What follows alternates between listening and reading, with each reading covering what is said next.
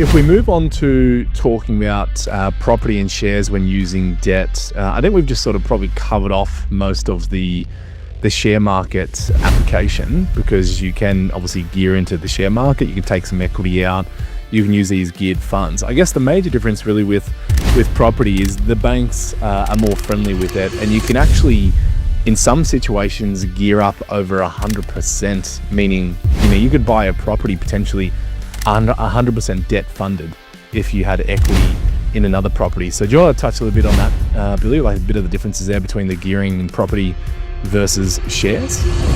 Yeah, essentially because of the, how strong the residential property market is in Australia and has been for a very, very long time, the whole banking system now is motivated to make all their money on residential property debt. So the best interest rates you're going to get when you're borrowing money are to buy a residential property.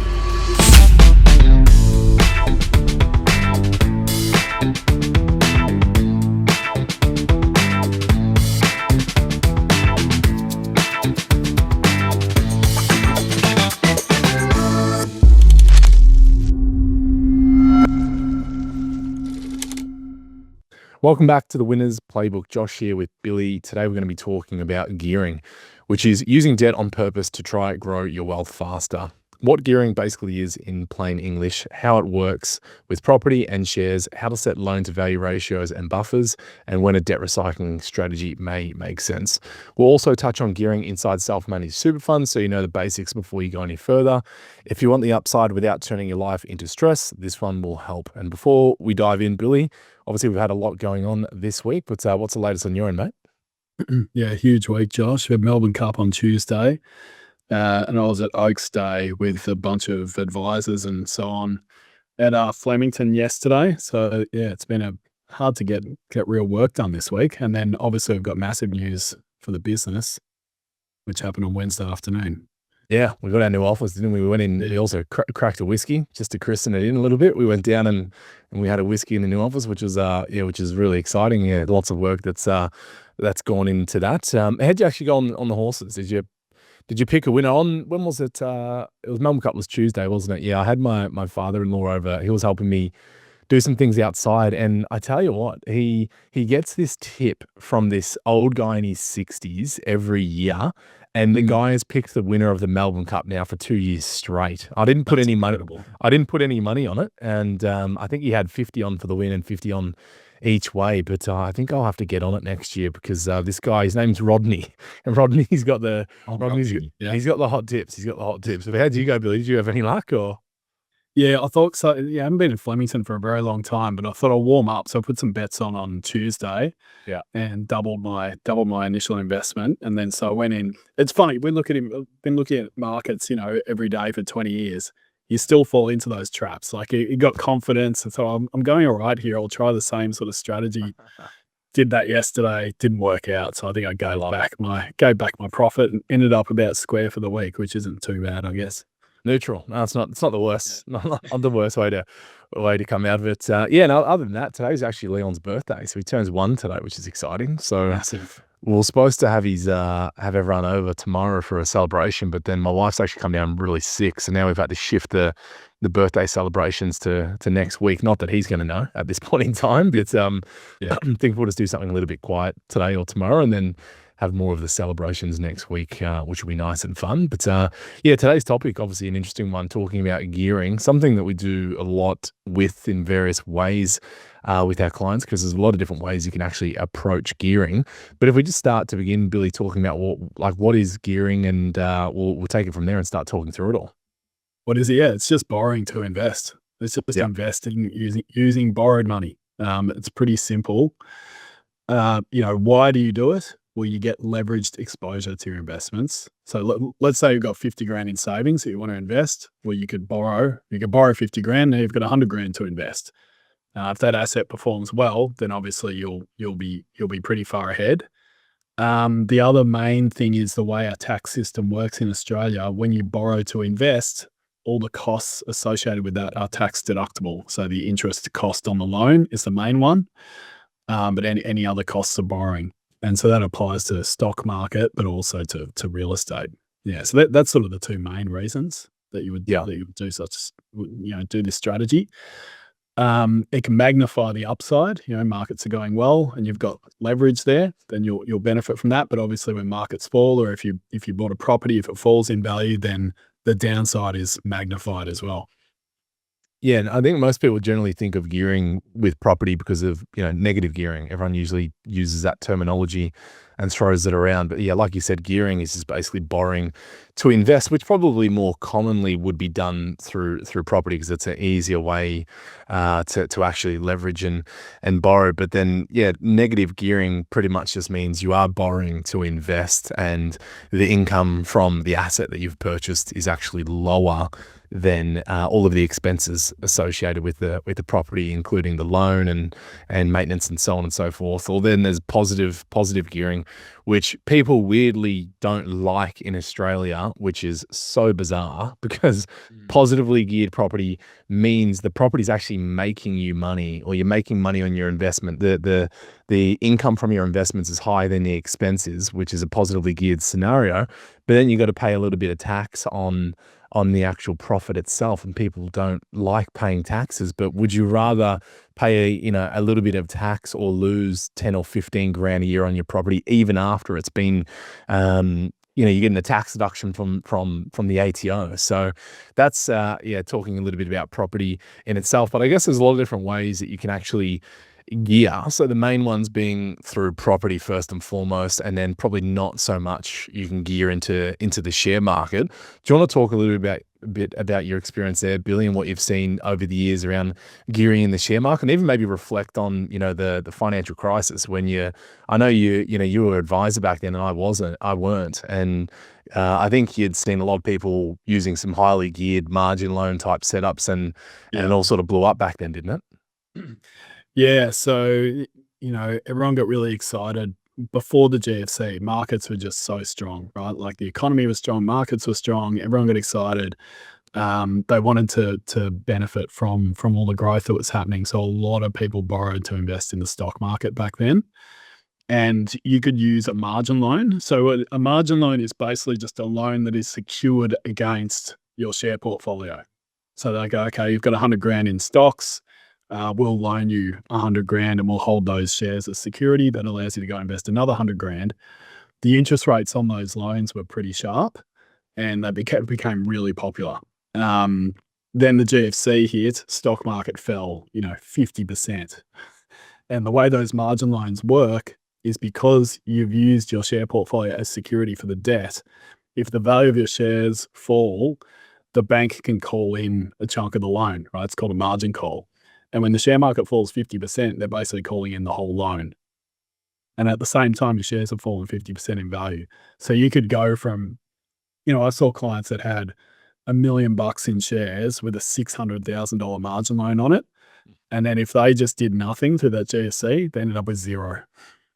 Yeah, wow. Right. So that's what people used to do. That used to be really common. And then after that happened, obviously it became a lot less popular. And then the ASIC and so on stepped in as well. And the banks lost the appetite to even do margin loans altogether. So it's a rarely used strategy these days to use those margin loans. So it means, gearing into stocks is very different to gearing into property. I think that's probably the key thing to note, because the share market can just be so volatile, and the banks aren't that keen to loan you money to buy shares, basically. Yeah. No, interesting experience. And I think I've probably seen a handful of people over the years that still have margin loan facilities. I actually have one in place. I've never personally used it. Like I set it up during COVID, actually, when the markets are falling off, and I was just trying to get my hands on as much cash as I could to invest, and I was pulling equity out of property and things. But I did set up a margin loan facility, and that gave me the ability to sort of tap into like 100+ grand if I needed to, but I never did, but it was good to sort of have it there. But you're right, incredibly risky, and I don't think a lot of people would actually understand what a margin call means. Like you got to sell down some of your portfolio or put cash basically in to bring it back up to a healthy loan to value ratio. And I don't think we'll talk too much about it because it's not really a strategy that we explore as financial advisors these days. I'm sure there are some advisors and that would, but it's not necessarily something you want to get clients into, because you can actually leverage and get sort of the same benefits, but there's a lot of other ways of doing it which are less risky. And if we maybe touch on some of those, the way I was naturally thinking, Billy, is if someone wants to actually leverage in the share market, there's pretty much two main ways I can think about. Is one, if you've already got a property and that property's got some equity in it, and the loan to value ratio on your property's below 80%. So let's just assume you've got $1 million property, you owe $800,000 on it. That would be an 80% loan to value ratio. So that's not giving you much of a buffer here to borrow off the property. But if you have $1 million property and maybe it owes $400,000 on it, you've got a 40% loan to value ratio. And in simple terms, providing you have substantial enough income to warrant it, the bank does let you, borrow up a fair amount, maybe back to that 80% level on your property, and you could release that equity for further investment. Now, they're probably not going to give you all of that equity to go dump into the share market. They would probably want to secure it against another property and release equity for that. Or sometimes you can release equity for renovations and things as well. But I think one of the more safer ways to do it would be releasing some equity from your home, and then you take that equity and then you go invest into the share market. So that's one way of doing it, because you're not going to there's no such thing as a margin call in that situation. Your interest rate's going to be a lot lower generally as well, because it's going to be secured against your home that you're actually leveraging off, and the interest is tax deductible as well. So you're getting quite a lot of benefits there. And I've personally done that strategy and had a lot of clients do a strategy of sorts. And then the other way, Billy, if you don't mind touching on, is maybe like geared funds, like talking about internally geared funds. I'll give a couple of examples actually in a moment around some of the ones that are known and out there in Australia. But do you want to touch on how investing in like internally geared options, or not options, share funds work, Billy? Yeah, so this applies to managed funds and ETFs, exchange traded funds. They're very, very similar things. There are, over the last 10 years or so, the amount of options you have in ETFs just keeps growing. And one path they've gone down is to offer geared ETFs. So essentially there's debt within that fund. Right? So an example might be a geared Australian share ETF. So you invest money in that ETF, but within the ETF, they've got debt in there. So they've created leveraged exposure to the share market. It's a safer way to do it than margin calls or borrowing against your house, because your risk is only ever going to be what you invested. Probably the downside is it's harder to sort of monitor the debt levels and, what are the interest costs and so on, because that's all managed internally in that fund. Yeah. But nevertheless, that's an easy way to gear into stocks, because you can buy it just like you can buy any ETF, right? You can start with $1 or something if you really want to. Yeah, pretty easy way of doing it. I guess the problem I think with the geared share options and geared funds or ETFs or managed funds is sometimes the timing with them. You've got to be a little bit careful, because as we said with gearing, it amplifies the upside, but it also amplifies the downside. So I'm always a little bit cautious around using geared funds when the market's quite toppy, because when it corrects, rather than going down by, say the market drops 10%, you could be legging down 20 or 25 or 30%, depending upon how aggressive or internally geared those funds are. And I actually wanted to talk out a couple of examples, and for sure this is not a recommendation, because you shouldn't be looking at this stuff unless you're actually educated for one and you're getting some advice. But some of the most known ones that would be around the Australian share market. So one that 𝗴𝗿𝗄𝗄 offers is called GEAR. So GEAR. So that's basically gearing into the Australian share market. So that I think is tracking the ASX 200, I believe, or the ASX 200. Yeah. So to give you an idea, the fund has been around since April 2014. The ASX 200 since that point has delivered 8.6%. Good. This geared fund has delivered 11.5%. Now, you might go, well, 2.5% is not much of a difference over that period of time, but it actually is over 10 or 20 years. That's probably hundreds of thousands of dollars, depending on how much money you're investing through that type of investment. But to talk about how aggressive the fund actually internally gears and takes on debt within, so the current loan to value ratio of that product itself is 53.4%, and it's got a gearing multiple of 2.15, which basically means is if the ASX 200 goes up by 1% on the day, the fund would be expected to go up by 2.1%. Okay. So, but that would apply to the downside at the same time. So you would go, well, that's all good and well. It's like, well, if you reverse that and the market dropped by 1.1%, you would be down 2.1%. So again, that's just demonstrating that amplification of that upside and then the downside. And then the other one I might mention is, again, another 𝗿𝗿liche product, 𝗍𝗲, GGUS. So this is giving you exposure to the US share market. I think it's tracking the S&P 500. Yeah, tracking the S&P 500. That's a similar gearing multiple of 2.1, similar loan to value ratio. Been around since August 2015. The S&P 500 has delivered 13.5% over that period of time. This fund has delivered 18.64, so nearly a 5% differential over 10 years. Pretty substantial. But again, but like as you said, it's a 2.1 multiple, but the return is not a 2.1 multiple over time. Yes. Do you want to unpack that? Yeah, well, it's the cost of the debt, right? Like there's interest costs associated with it. Like, and yeah, it's interesting on that gear ETF, the Aussie share one. I always like to look at the downside because For sure. Because especially for people who are new to investing or not super experienced, if they buy into these things and they experience one of those downturns early on, we've seen it time and time again. They often just shit themselves and click sell, right? Yeah. And then so it's always good to acknowledge that, like, understand what it's going to look like when you have those down years.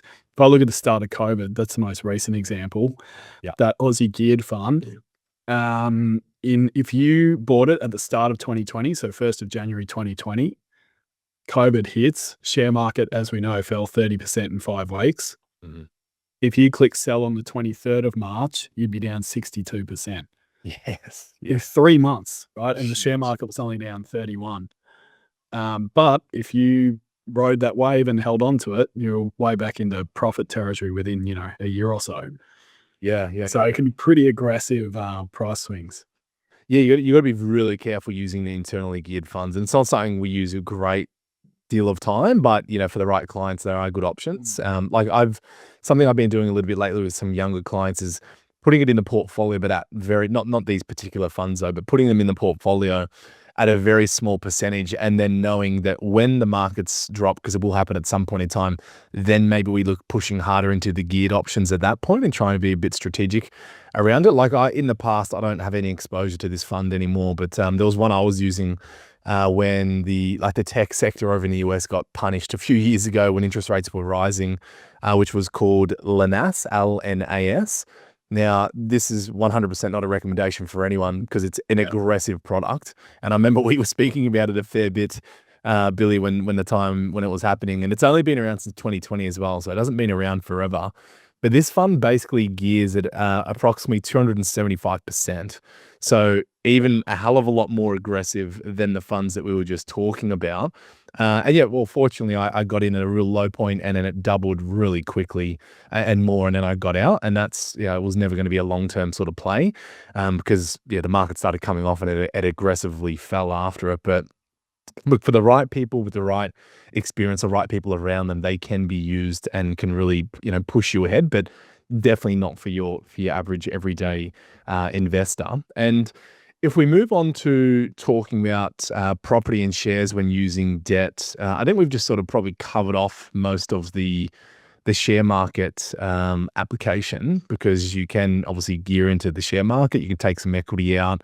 You can use these geared funds. I guess the major difference really with property is the banks are more friendly with it, and you can actually, in some situations, gear up over 100%, meaning, you could buy a property potentially under 100% debt funded if you had equity in another property. So do you want to touch a little bit on that, Billy, like a bit of the differences there between the gearing in property versus shares? Yeah, essentially because of the, how strong the residential property market is in Australia and has been for a very, very long time, the whole banking system now is motivated to make all their money on residential property debt. So the best interest rates you're going to get when you're borrowing money are to buy a residential property. And similarly, if you have residential property and you want to unleash equity from that when you borrow, that's where you're going to get the best interest rates. So any loans that are purely for share investing, the rates are going to be higher. So that's really the key difference. If you're buying a property, the bank will happily give you, 80, 90, 100% of the debt that you need. But if you tell the bank, hey, I want to buy shares, will you loan me money? It's not simple or cheap. So the most cost-effective way to gear into the share market is generally to borrow against a residential property. Yeah, because I know you can actually get some products that are like investment loans. Like you can actually go and find some product providers that will, specifically do an investment loan, but they're generally not going to be probably the greatest terms, and higher interest rates, as you were saying, is a key factor. Because yeah, if you've got a 30-year mortgage or you refinance and you put it back over 30 years, you're going to be really spreading those repayments out. And this probably leads into talking about the strategy that a lot of people might be aware of, but have definitely probably heard the term before, being debt recycling. Do you want to unpack that one a bit, Billy, and how that one works in a nutshell? Yeah, so we spoke about before, when you borrow to invest, all the costs are tax deductible. So the concept of a debt recycling strategy is an investment strategy where over time you are reducing your home loan or your non-tax deductible debt as quickly as possible, and you are increasing your tax deductible debt. So on a high level, how it works is you borrow, usually against your home, you invest that money typically in the share market, and then periodically, there's two ways to do it. One way is all the dividends generated by the stocks, you can direct them all into reducing your home loan, and then periodically you re-borrow to invest in the share market. So over time, your home loan's reducing and your investment debt is increasing. Yeah, that's the classic way to do it. Personally, I find that to be high maintenance, high admin, and a bit cumbersome, and also hard to hard to have the discipline to constantly be monitoring and sticking to that plan. So the way I prefer is borrowing to invest, and then at some point in the future, essentially just selling off a big chunk of your investment and clearing the home loan. That's the way I prefer to do it. Yeah. How do you see it? Yeah. How do you do that with clients? I agree, Billy. It's a lot to manage, particularly at the beginning, unless you're investing lots of money, the dividend component might be quite small initially. Yeah. And, we're typically going into high growth portfolios where growth is more of the outcome we're seeking as opposed to income. So it's not like, dividends are going to be a massive part of it to begin. But yeah, the other element the interest is deductible. And so you use the tax savings that you're getting to throw that back on the mortgage is the other way you can sort of add to it. But initially it's it's a lot to manage. Like it really is a lot to manage. So I'm more of the view of, just releasing the equity and then investing it. And then, maybe we sell it down at some point in time in future, because managing that thing year to year is just a lot. But the principle is you're paying down that bad debt, increasing the good debt, and then you sell off in future. But the thing to be aware of that as well is you need to get your loan structuring right when you're going to try and do this strategy. Because if you have just one loan and it's on your principal residence, if you just increase that loan up, your accountant trying to work out the interest that's deductible and is not deductible is an absolute administrative nightmare. So if you're actually going to consider doing a debt recycling strategy, what we would have you doing is speaking with our mortgage broking team, who are then going to look at your loan facility and say, well, first of all, can you do it with your existing provider or lender? If not, refinance over, but then take a split loan. So make sure you've got some equity in the property as it stands, and then take a split loan. So let's just use that example before of the property's worth $1 million and it's got a $400,000 mortgage on it. Let's just say we want to release equity of $100,000. So you're not going to then just have a loan of $500,000 sitting in one loan. You would say ideally do a refinance and equity release, keep your $400,000 on it in one loan itself, and then have a split loan for another $100,000. And then it's very, very easy year to year to administer and manage the taxation, the deductibility of the interest, the flowing of the money and where it goes. Because you also got to be careful there is when you're releasing equity from your home, if that's not used towards investment purposes, that's income generating, it's not tax deductible. So you got to be careful around that. And then if you take some money out and you use some on a holiday and then you use some towards investments, how on earth are you going to track what interest is deductible or not? And sure, you can just try and say it's all deductible, but that's one of those high risk areas that the ATO looks at. So if you want to run the gauntlet, you always can. But the ideal way of doing it is you would split your loan, keep it really clean. And then, that portion over here is always going to be deductible. You keep your non-deductible debt and you sort of, run through it from there. So another key component for that one is actually making sure you do have a really good broker accordingly who is able to structure it. And not all lenders are the same as well, which I'm sure you've probably seen over the years as well, Billy. 100%. Yeah. You just got to keep those loans very, very separate. Yeah. Very separate and clean. Yeah. And what about gearing for self-managed super funds? So it's a bit of work that we do on our side of things. Like we do a bit of work around self-managed super fund advice for clients, and that's really centered around the property side of things. We've really sort of talked about the positives and some of the negatives around the gearing, but maybe we'll talk a bit more around that specific to self-managed super funds because some of the costs are a bit higher and interest rates and so on. So do you want to touch a little bit on that strategy and why we do consider it for some clients, Billy, but what are the things that we weigh up at the same time for it?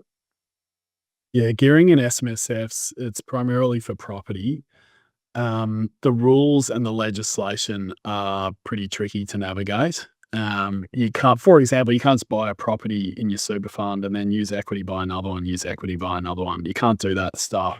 Yeah. You can't buy a property and do a major renovation or rebuild or anything. Like all that stuff's very hard to do. So gearing in self-managed super works best if it's a pretty simple and low maintenance type strategy. So the way we would do it for most clients is they will buy an existing 3 or 4 bedroom house, decent sized block of land, building isn't too old, a home that would suit a family, and you just buy that in your self-managed fund and you sit on it, right? And the land appreciates over time. Yeah. So quite simple. And the way the loans work in super is a bit different as well. It's called an LRBA, or a limited recourse borrowing arrangement. A bit of a mouthful. But the concept there is you set up your self-managed fund, you go buy your property, the super fund puts down a 20% deposit, you borrow the rest. The way that loan is structured is if there is like this worst case scenario where the property performs really poorly, and you default on the loan and the bank forces you to sell the property, if that doesn't clear the debt, the bank isn't allowed to go after the other assets in your super fund. So that's where that limited recourse term comes from. But having said that, like the way we do it is so conservative. I would hope that we would never see a situation where that actually happens.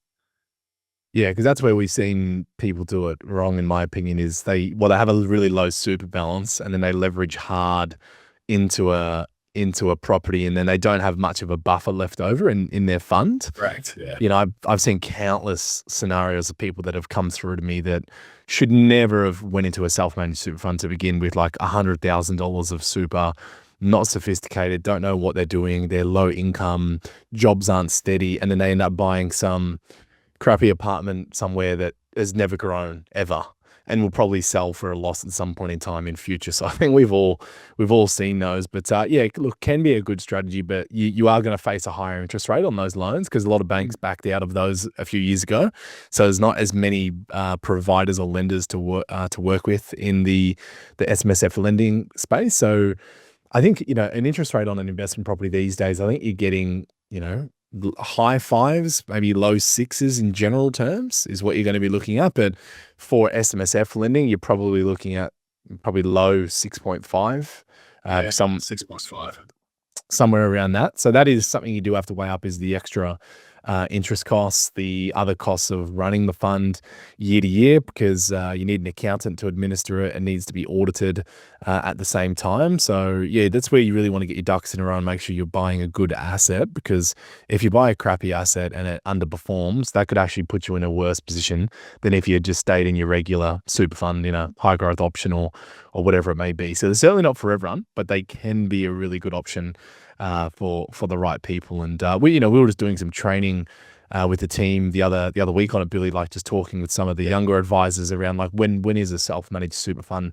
actually suitable, and what are those rules of thumb, or what do you generally look for to begin, Billy, as a first step to say when it should be a viable or could be a viable option to discuss with the client? There's lots of different opinions on minimum balance. That's obviously one of the main criteria. Yeah. In my opinion, 300 to 350 is the minimum where it starts to be a good idea. And it's because we do want a big buffer, like we spoke about before. We're never going to set up a super fund for someone and pump all of that into one property. Like that's not a well-rounded investment strategy. So generally speaking, I want to see at least 100 grand to start out with that is not in that property. So that's going to be in the share market and some cash and so on. Yeah. So you've got your starting balance, and at also say like at that 300 to 350 low end, I would want to see high income and high contributions as well. So for example, a couple who are 40 years old and they both earn a good income and they're going to be pumping money into this super fund for another 20 plus years. Mm-hmm. That's the starting point. For an SMSF, other factors, I mean, firstly, you have to be keen to do it. You have to be okay with being a landlord and dealing with accountants and buyer's agents and property managers. Some people just say, I don't want to deal with that. Fine, just don't do it. Yeah, exactly. You have to be okay with that, and you have to understand, it is a risk you're using your super to take out a loan. So the property needs to perform well for it to pay off. They're the main factors, I think. You haven't missed anything? No, I don't think so. And it's, like the appeal obviously is around that low tax environment of superannuation. So it's, I always remind clients and say, well, if you're going to buy an investment property, you're going to hold it for 10 or 15 years and it doubles or whatever it may be. And you're going to want to sell it likely at some point in time, because it's generally not the best asset holding in retirement property because it's illiquid and you can have some other problems. So if you're going to sell it at that point in time, top tax rate of 47% can still apply, assuming the rules haven't changed between now and then. Whereas inside super, if you get to over age 60, you have the potential to sell it tax free. So pretty powerful from that element. But all of those points that you said, Billy, 100% agree with. And then in closing, if someone's actually wanting to test out gearing, what would you say? Yeah, well, the lowest risk, easiest way to do it without deploying a lot of capital is those ETFs, right? The internally geared ETFs, because anyone can set up a trading app and invest, $100 or something. Yeah, that's the easiest and quickest way to benefit from some gearing. But if you're going to do it, if you want to do it properly with a proper strategy, then that's where you either look at the debt recycling, so using some home equity to get into the stock market, or simply buying an investment property. But yeah, quickest and easiest is buying those internally geared funds, because you don't have to apply for a loan. There's no high, minimum initial investment. Yeah, you're only the maximum you could lose is what you invest. So that's a good starting point. But probably note, share market keeps hitting record highs, so definitely don't go out and pump all your savings into geared ETFs today. Yeah, it's funny you say that. I learned of a product the other day with this interesting client scenario I'm dealing with at the moment, where they're going to have exposure to this IPO, and we're talking lots of money that they're possibly going to have in this business. And I learned of this company that basically allows you to borrow off your shares if they're publicly traded. But like we're talking, say your portfolio is worth 20 or 30 million. There's a loan product that allows you to leverage off that even if you don't sell it. So they basically take hold of your shares and your equities. They, short them and play around with them and do all the things that they're doing. But then they will give you a very low cost, like 2 or 3% interest rate loan. So you can basically get the benefit of sort of like you've liquidated on some of your share portfolio, but you still haven't, and you're still holding it. And more interesting is they allow you to leverage hard off crypto assets. So if you've got Bitcoin and so on, like lots of money in crypto, they will actually treat it in a similar way and allow you to leverage hard off that. That's a rabbit hole. That's right. Yeah. Look, obviously, once you're in that 10 mil, 20 mil, 30 mil space, there's different avenues that open up. Yeah. But with them, Better than worse. it should also be noted, like if you're borrowing money, you got to, look at who you're borrowing it from too. Like if it's from a big bank, that's the lower risk way to do it. But if it's from a niche sort of lender that no one's heard of, there's some extra risk there because they could suddenly decide they want their money back, right?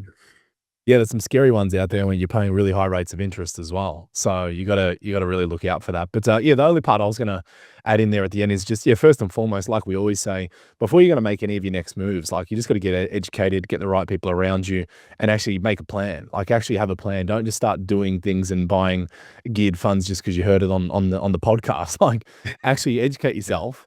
And then think about what your plans are. Like, why are you doing this? Because if you want to go and buy your first home or buy another property in the next 12 months, going out and gearing hard into the share market, that may not make a hell of a lot of sense at all.